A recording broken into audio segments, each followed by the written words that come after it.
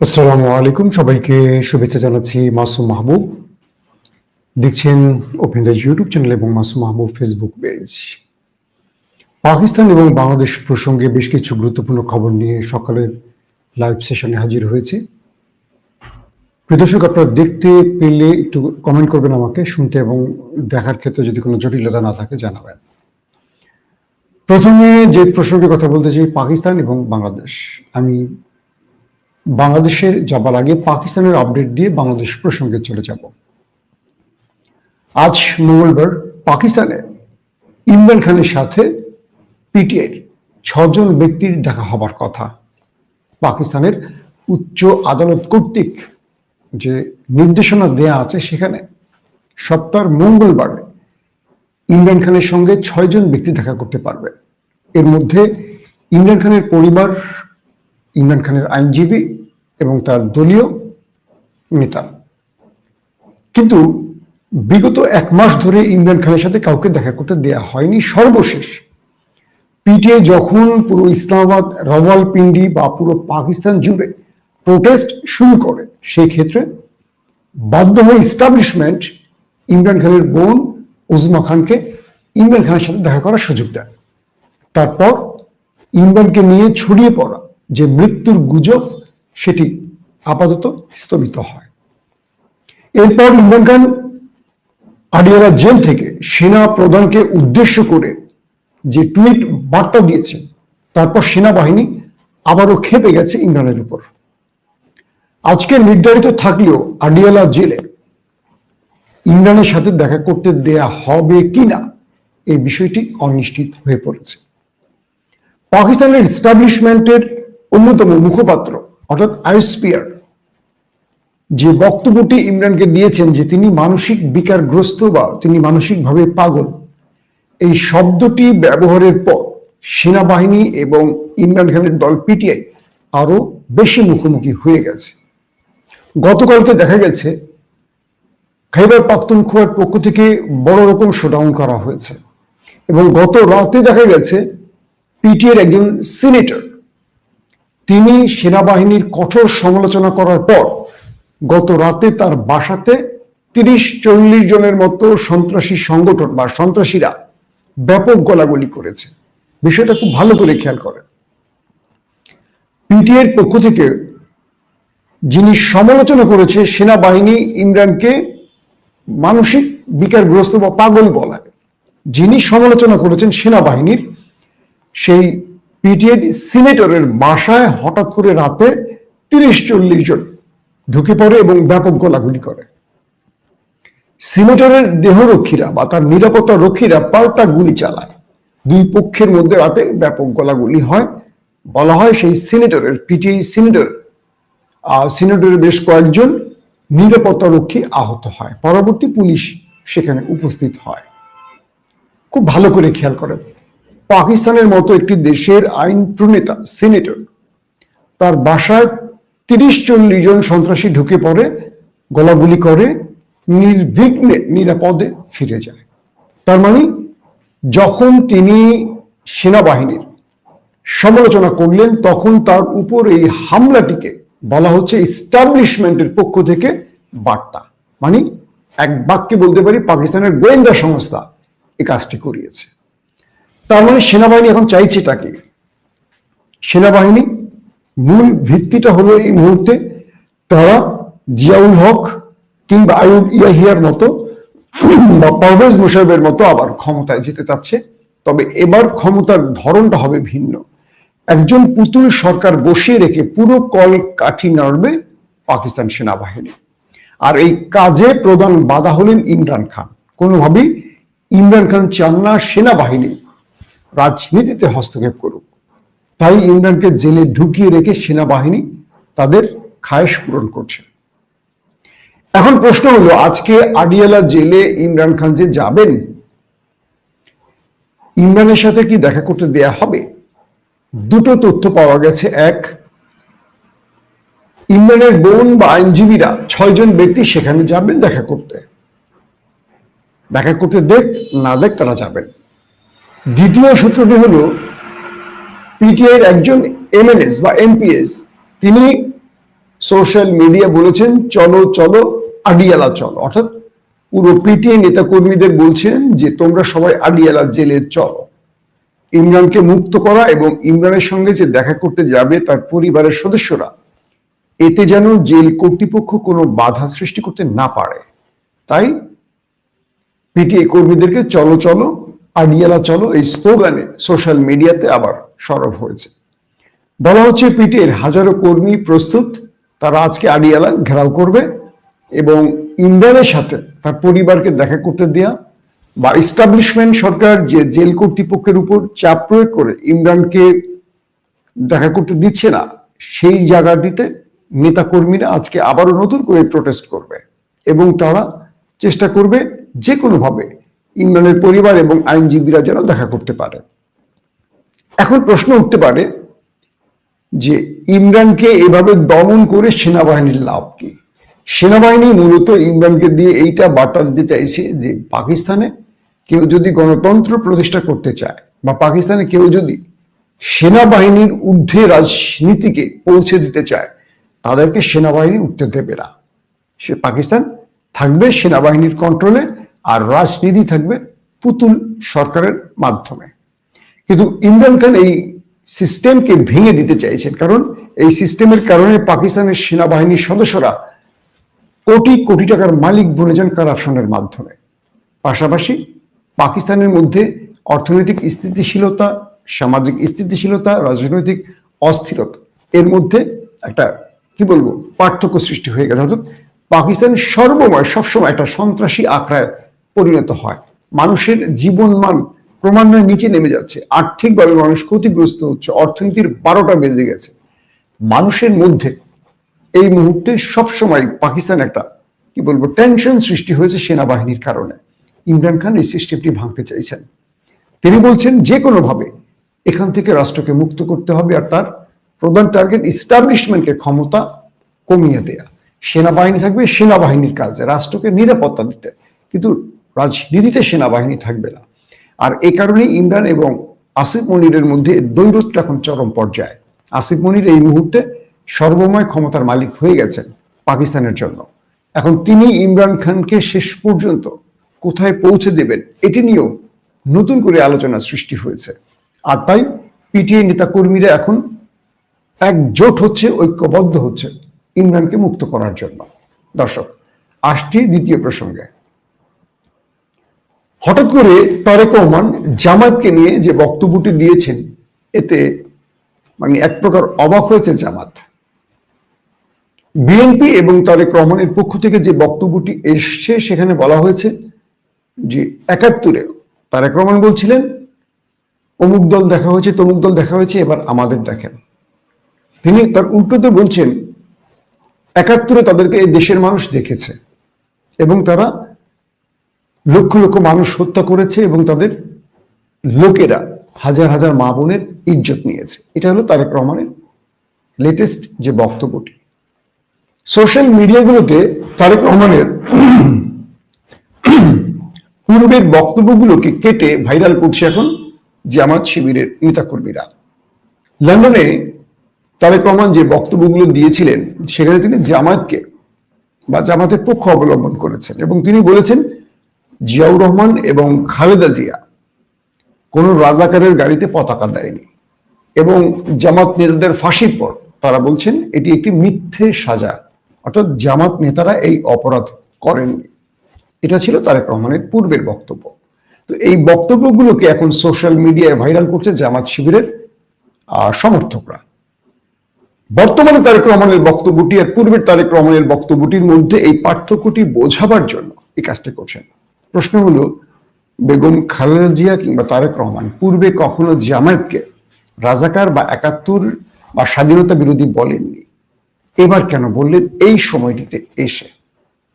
এটা নিয়ে রাজনৈতিক বিশ্লেষকদের মধ্যে নানান আলোচনা চলছে যে তারেক রহমান তার 16টা বছরে জামাতকে ওন করলেন এবং এই জামাত ছিল বিএনপির প্রধান অংশীজন।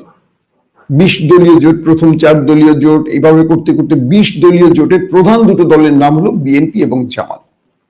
তাহলে ৭১-এ স্বাধীনতা বিরোধীদের বা মা বোনদের ধর্ষণকারীদের বিএনপি গত 2 যুগ ধরে কেন তার জোটে রেখেছে এবং একসাথে যুগপৎ আন্দোলন করেছে, এই প্রশ্নটা আবার নতুন করে উঠে এসছে। এখন স্বাধীনতা বিরোধী জামায়াতকে নিয়ে যদি আলোচনা করতে হয় তাহলে কয়েকটা প্রশ্ন তৈরি করবে। এক, তারা যদি 71-এর স্বাধীনতা বিরোধী হয় তাহলে বিএনপি তাদের জোটে নিল কেন? 2, তারা যদি 71-এ মা বোনদের নষ্ট করে থাকে তাহলে তাদেরকে মন্ত্রী বানালো কেন বিএনপি? 3, তারা যদি ধর্ম নিয়ে রাজনীতি করে তাহলে বিগত সময় জোটে রেখে একসাথে আন্দোলন কর্মসূচি এবং পার্লামেন্টে সরকার গঠন এই প্রক্রিয়া গেল কেন বিএনপি? তো বিএনপিকে এই প্রশ্নগুলো করলে এই উত্তরগুলো আবার জনগণকে দিতে হবে, কারণ জনগণ যে বিষয়টি চাইছে সেটা হলো যে আপনি একটা তথ্য বা আপনি একটা কথা বলবেন, তার সত্যতা প্রমাণের জন্য আগে আপনাকে কাজটি করতে হবে। এখন সোশ্যাল মিডিয়ার টপ লিস্টে এই বাক্যগুলো ব্যবহার হচ্ছে, কথাগুলো ব্যবহার হচ্ছে। কথা হলো যে তারেক রহমান জামাতকে এতদিন ধরে অন করলেও এখন কেন স্বাধীনতা বিরোধী বা মুক্তিযুদ্ধের লক্ষ লক্ষ মানুষ হত্যাকারী কিংবা ধর্ষণকারী হিসেবে চিহ্নিত করছেন? তার প্রধান কয়েকটি কারণ আছে। কারণ হলো বিএনপি রাজনীতিতে হাসিনা বিদায়ের পর একটা অবস্থানে ছিল যেখানে তারা বুঝতে পারছিলেন তারা ক্ষমতায় আসবে, এবং বিভিন্ন জরিপ, বিভিন্ন মতামত, বিভিন্ন কি বলবো ওপেন সোর্স ইন্টেলিজেন্সের যে তথ্যগুলো, সেখানে বোঝা যাচ্ছে বিএনপি ক্ষমতার দৌড়ে পিছিয়ে পড়ছে আর তরতর করে এগিয়ে চলছে জামায়াত ইসলাম। এটি বিএনপির জন্য কোনোভাবেই সুখকর নয়। যে দলটি মনে করত তারা নির্বাচন করলে এককভাবেই 200-র উপর আসন পেতে পারে, সেই দলটি এখন জামায়াতকে চ্যালেঞ্জ হিসেবে দেখছে। তো চ্যালেঞ্জ হিসেবে দেখতে গিয়ে জামায়াতকে দুর্বল করতে হলে তাদের বিরুদ্ধে যে ন্যারেটিভ তৈরির প্রয়োজন আছে, এই প্রয়োজনীয়তা থেকে বিএনপি মূলত এই আলোচনায় সামনে নিয়ে আসছে। এখন প্রশ্ন হলো, শেখ হাসিনা গত 16 বছর ধরে জামায়াত, শিবির এবং বিএনপিকে একসাথে স্বাধীনতা বিরোধী বলতো, দেশদ্রোহী বলতো, পাকিস্তানের এজেন্ট বলতো। এটা কে বলতো? শেখ হাসিনা। এবং শহীদ প্রেসিডেন্ট জিয়াউর রহমানকেও পাকিস্তানের এজেন্ট বলেছিল এই শেখ হাসিনা। তো শেখ হাসিনা যে বাক্যগুলো ব্যবহার করতো বিএনপি এবং জামায়াতকে নিয়ে, এবার সেই বক্তব্যগুলো বিএনপি দিচ্ছে জামায়াতের বিরুদ্ধে। গত 54 বছর পর যখন ছাত্র বিপ্লব প্রতিষ্ঠিত হয়, শেখ হাসিনা ছাত্রদের রাজাকারের সন্তান, বাচ্চা কাচ্চা শব্দটি ব্যবহারের পর পুরো বাংলাদেশ বিক্ষুব্ধ হয়ে ওঠে। এই একটি শব্দের জন্য, এই একটি বাক্যের জন্য পুরো দেশের আপামর জনতা রাজপথে নেমে আসে, শেখ হাসিনার পতন ঘটায় এবং ছাত্ররা সমস্বরে বলতে থাকে, তুমি কে, আমি কে, রাজাকার রাজাকার। তো নতুন করে বিএনপি সেই রাজাকার বা 71 বা স্বাধীনতা যুদ্ধ বিরোধী পক্ষের ইস্যুটি টেনে এনে বিএনপি কি তার ঘরে কোনো লাভ তুলতে পারবে? আমার ছোট্ট একটা বিশ্লেষণ কি বলে, এটি বিএনপির জন্য খুব কঠিন হবে। কারণ বর্তমানে যারা ভোটার হয়েছে, আমাদের তারুণ্য বা তরুণ প্রজন্ম, এদের কেউই 71 দেখেনি। এদের কাছে 71 একটি কল্পনা। তো বিএনপি এবং আওয়ামী লীগ যখন এই 71 নিয়ে কসলাকসলি করে, তখন যুবকদের মধ্যে এই 71-এর যে চিত্রটি ভেসে আসে সেটি হলো বর্তমান সময় কে কেমন।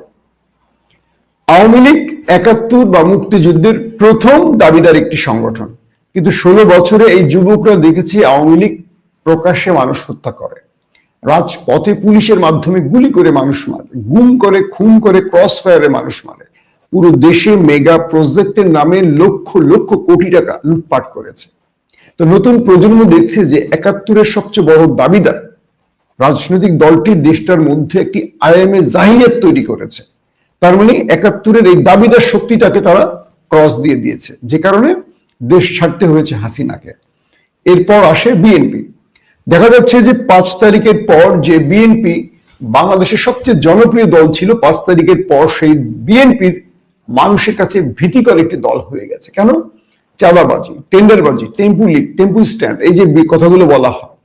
একদিকে জামায়াত শিবির চলে গেছে শিক্ষাঙ্গনে, তারা রাষ্ট্রের গুরুত্বপূর্ণ পদগুলোতে, তারা বিশ্ববিদ্যালয়ের ভিসি পদে, শিক্ষক পদে, মানে এডুকেশন সাইটগুলোতে চলে গেছে। এবং একজন জামাত শিবিরের বিরুদ্ধে টেন্ডার, চাঁদাবাজি, দখলদারিত্বের কারো জমি দখল করছে এমন একজনের নেতার বিরুদ্ধে অভিযোগ আসেনি। বিশ্বাস করা যায় একটা দলের বিরুদ্ধে একজনের নামে অভিযোগ আসেনি, কিন্তু পুরো বিএনপিটা সারা বাংলাদেশে পৌঁছে গেছে 5 তারিখের পর এই দখলদারিত্ব, টেন্ডার, চাঁদাবাজির কারণে। প্রকাশ্যে পাথর দিয়ে মানুষ মারার মতো ঘটনা বাংলাদেশে ঘটেছে এবং একটা দল 16টা বছর ক্ষমতায় ছিল না, এখনো ক্ষমতায় নেই, কিন্তু ক্ষমতায় আসতে পারে এই ভেবে তাদের নেতা কর্মীরা নিজেরাই নিজেদেরকে প্রায় 200 লোককে মেরে ফেলেছে। তো শেখ হাসিনার পর বিএনপিকে নিয়ে জনমনে আতঙ্ক সৃষ্টি হয়েছে যে এরাও তো প্রায় একই পথে হাঁটছে। তো যে প্রজন্ম 71 দেখেনি, তাদেরকে আপনি যদি 71-এর ট্যাবলেট খাওয়ান, এখন আর 71-এর ট্যাবলেট খাবে না, কেউ খাবে না। এখন রাজাকার বললে শেখ হাসিনার পরিণতি হবে। জনগণ এখন বা তরুণ প্রজন্ম এখন একটা জিনিস চায়, এই রাষ্ট্রের জন্য সৎ নেতৃত্ব কে তৈরি করবে, এই রাষ্ট্রের জন্য কে নিরাপদ, এই রাষ্ট্রের দুর্নীতি কে করবে না, এই রাষ্ট্রে স্বজনপ্রীতি কে করবে না, এই রাষ্ট্রে পরিবারতন্ত্র কে কায়েম করবে না, এই রাষ্ট্রের শিক্ষা ব্যবস্থাকে পরিবর্তন কে করবে। ধরুন ডাকসু, জাকসু, রাকসু, চাকসু, প্রত্যেকটা জায়গায় তাকান, শিবির বিজয়ী হয়েছে, এরপর আমূল পরিবর্তন ঘটছে বিশ্ববিদ্যালয়গুলোতে।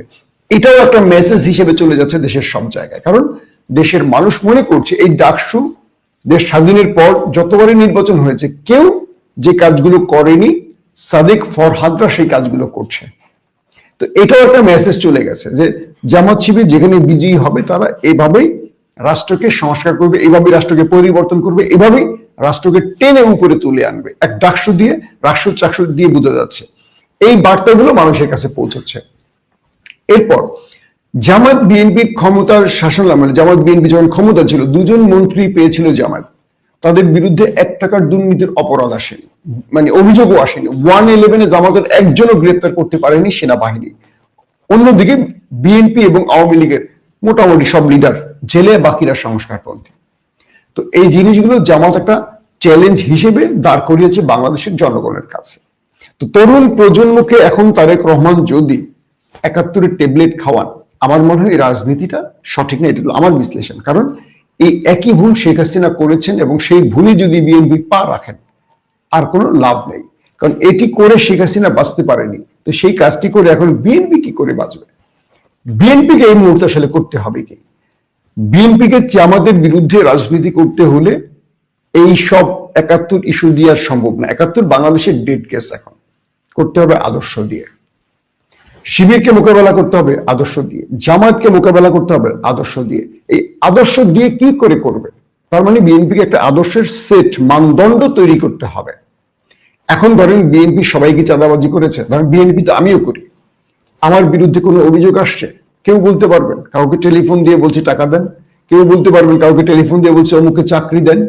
একজন ব্যক্তি বলেন বুকে হাত দিয়ে, প্রকাশ্যে সবার সামনে চ্যালেঞ্জ দিয়ে বললাম, আমাদের বিএনপি ক্ষমতায় আসুক, আমরা চাই, কিন্তু বিএনপির নাম ভাঙিয়ে বহু সাংবাদিক বড় বড় গুরুত্বপূর্ণ পদ দখল করেছে, টেলিভিশন দখল করেছে, বড় বড় মিডিয়া হাউস দখল করেছে, কিন্তু আমি কিন্তু কোথাও যাইনি। আমি গেলে পারতাম না? বাংলাদেশে যারা মিডিয়া হাউস দখল করেছে তাদের কারো যে কি ক্ষমতা আমার কম ছিল? আমি সরাসরি ইংল্যান্ডে কাজ করেছি, যিনি আমাদের দলের প্রধান তার সাথে। তো আমি পারতাম না কোন একটা টেলিভিশন থাবা দিয়ে দখল করতে? আমরা চাইছি কি মানুষ বিএনপিকে একটা আদর্শিক রাজনৈতিক দল হিসেবে চিন্তা করুক, সেইভাবে নিজেকে প্রেজেন্ট করেছে, কিন্তু হলো তার বিপত্তিটা। যেহেতু আমরা চাঁদাবাজি করছি না, লুটপাট করছি না, দখলদারিতে যাচ্ছি না, তাই বিএনপি এখন আমাদের আর বিশ্বাস করে না। কেন করে না? যে এ তো চাঁদাবাজি করে না, এই ছেলে তো ধান্দাবাজির মধ্যে নেই, তাহলে বিএনপি করতে পারে না। বিষয়টা বুঝছেন? বিএনপি মনে করে যে বিএনপি করলে ধান্দাবাজি করতে হবে। এখন সেই জন্য আমরা আপাতত বিএনপির পরিচয়ের মধ্যে থাকলেও বিএনপি আমাদের ওন করছে না, চাঁদাবাজ হতে হবে এখন বিষয়টা। আমি গতকালকে এটা ফেসবুকে পোস্টে লিখেছিলাম যে 54 বছর গেছে চেতনার রাজনীতি, এবার যাবে সৎ নেতার রাজনীতি। সবাই আমার গালাগালি শুরু করছে, পরের লাইন আর পরে নাই। কি সৎ নেতা বলছে বা সৎ নেতার রাজনীতি, তার মানে এটা জামাত, মানে বিএনপি ধরে নিচ্ছে সৎ মানে জামাত। বিএনপি নিজে সৎ নিজেকে স্বীকার করতে পারছে না। পরবর্তী অনেকে দেখলাম যে পরবর্তী লাইনটাও পড়ছে, পরবর্তী বলছি আগামীর প্রধানমন্ত্রী তারেক রহমান। অনেকে পরে কমেন্ট আবার চেঞ্জ করা শুরু করছে। এই বিএনপি দিয়ে করবোটা কি? সব নেতা মানে তো নিজেরাই বলে এখন জামাত। এখন আমরা কি করবো? আমরা তো ধরেন যারা সাংবাদিক, চিত্রগুলো তুলে ধরি বোঝাবার জন্য, মানুষকে আয়নার মতো দেখাই। আমাদের যে দলটাই থাকুক, আমরা দলের প্রচার করি না, আমরা দেশটাকে রক্ষার জন্য সত্যটা বলি। আমার দলটা আমার ভেতরে থাকুক। এখন বিষয়টা কি দাঁড়ালো?